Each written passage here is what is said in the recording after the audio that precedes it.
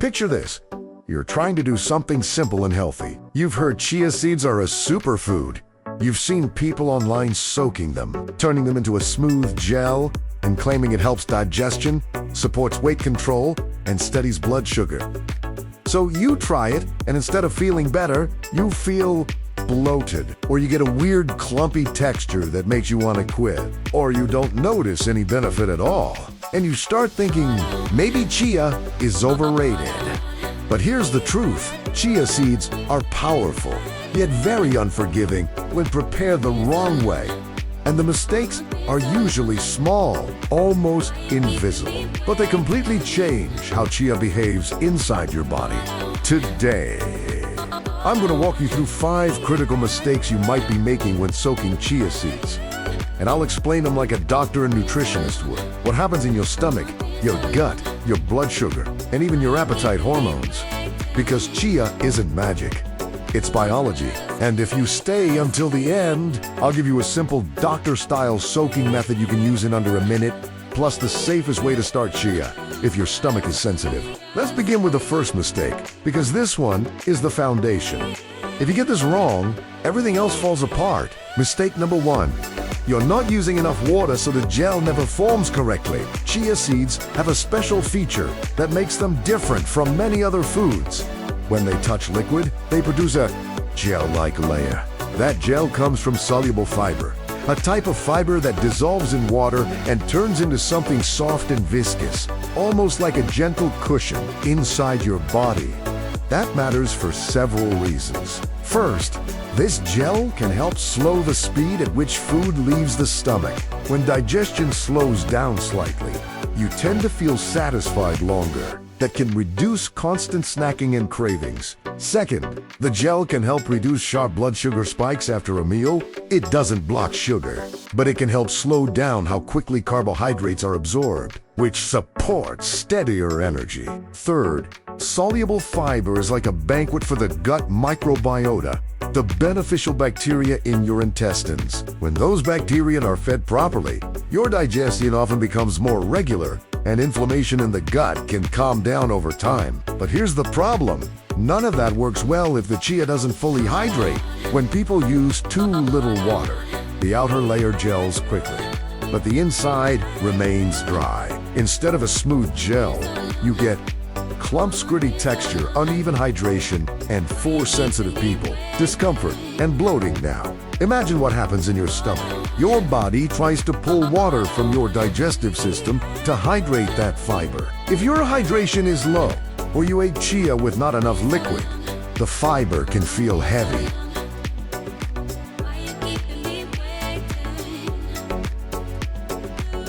Some people even mistake this for chia doesn't suit me. But often it's not chia. It's preparation. Practical, nutritionist style. Fix simple ratios. 1 tablespoon chia plus 1/2 cup. 120 milliliters liquid, 2 tablespoons. Chia plus 1 cup, 240 milliliters liquid. If you want it drinkable, add more liquid. If you want it thick like pudding, keep the ratio tighter. But either way, the goal is the same. Give chia enough liquid to fully expand. And here's something most people don't realize. Once chia expands, it can hold many times its weight in liquid. That's the point. So if you try to save liquid, you're literally stopping chia from doing what makes it valuable. Now let's go to the second mistake. Because even if your ratio is perfect, one simple habit can still ruin your chia. Mistake number 2.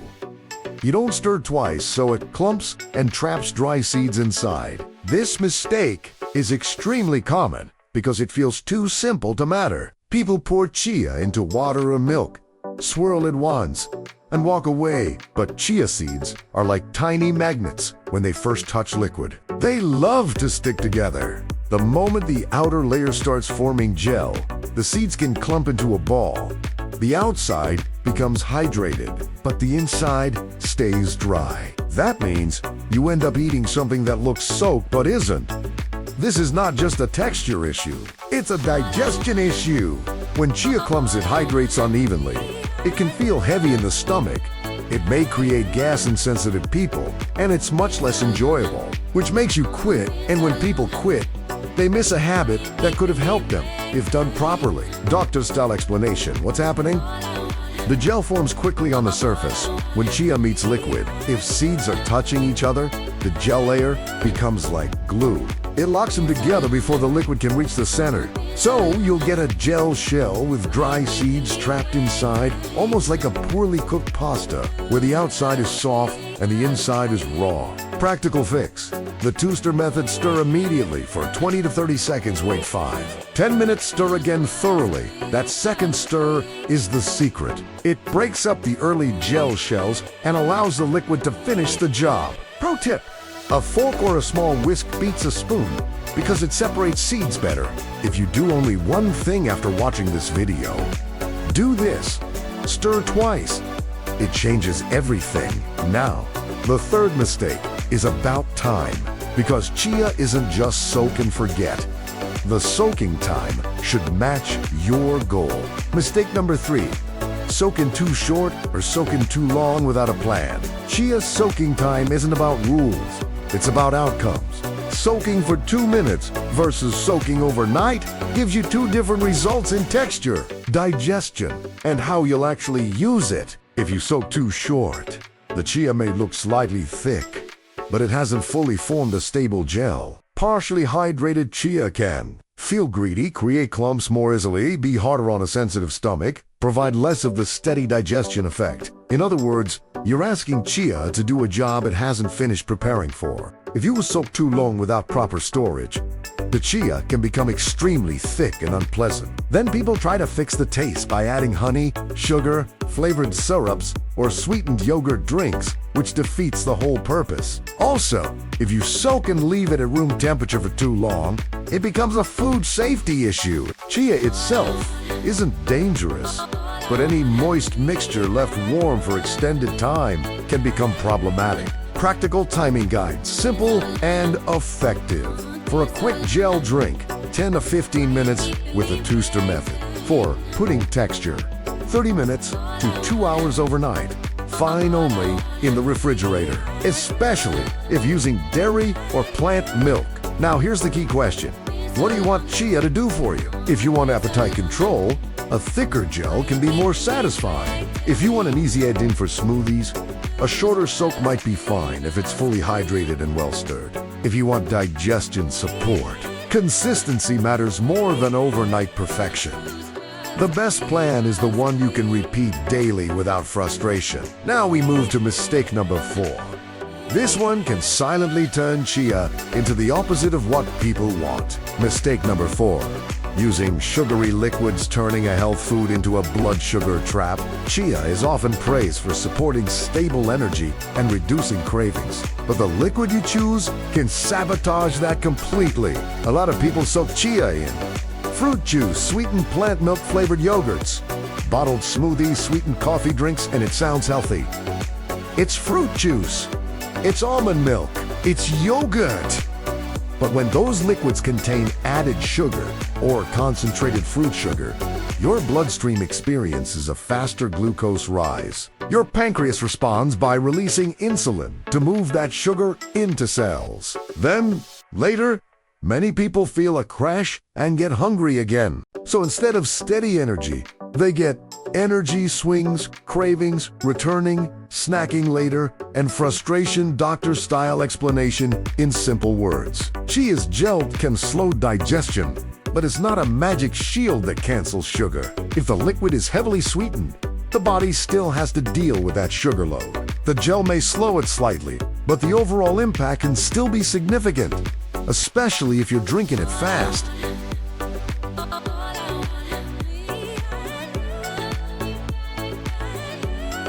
Practical fix.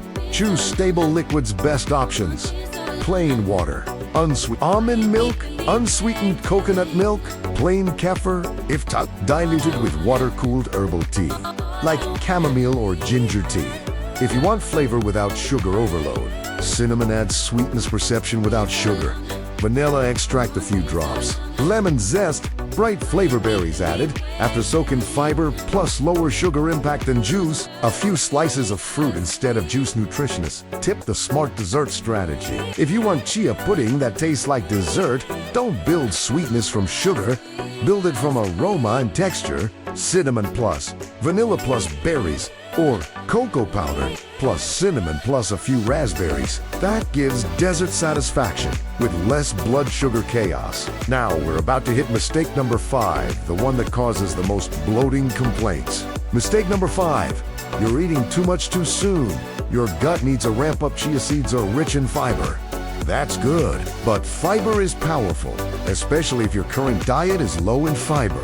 If your body isn't used to fiber, suddenly adding a large amount can cause gas, bloating, cramps, constipation, yes, even though it's fiber, or a feeling of heaviness. And the most common scenario is this. Someone starts with 2-3 tablespoons daily immediately because they want results fast. But your gut is like a muscle.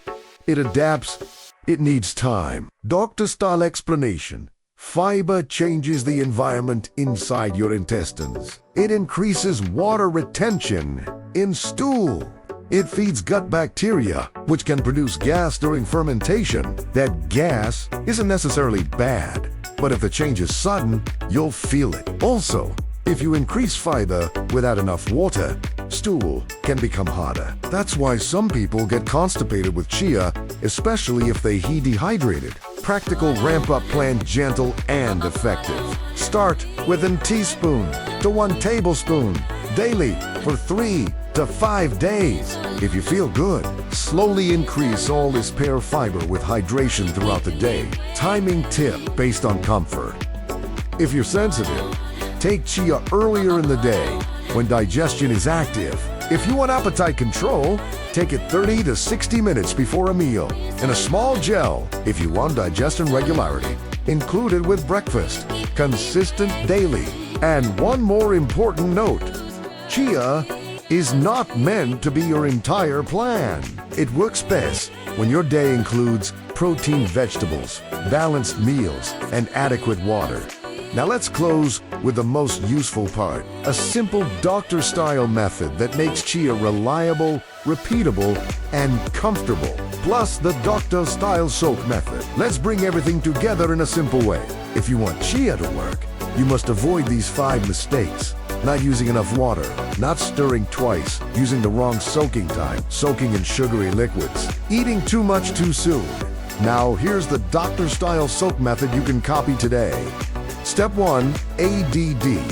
1 tablespoon chia tube, a glass or bowl. Step 2, add 1/2 cup 120 milliliters water or unsweetened milk. Step 3, stir for 20 to 30 seconds. Step 4, wait 5 to 10 minutes, then stir again. Step 5, let it sit 10 to 15 minutes for drinkable gel or 30 to 60 minutes for pudding. Step 6, optional. Add cinnamon plus berries after it thickens. That's it.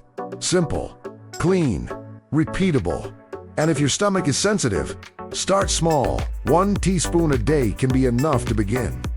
The goal is consistency, not intensity. Now I want to hear from you. How are you soaking your chia seeds right now? Are you doing it in water, milk, overnight, or just mixing and drinking instantly? Drop your method in the comments and tell me one thing. Do you want chia for digestion, cravings, or blood sugar stability? I'll reply with a personalized adjustment. If this helped you, like this video, subscribe to Healthy Fruits, and share it with someone who keeps trying healthy habits but never gets results, because the secret is usually not the food. It's the method. See you in the next video.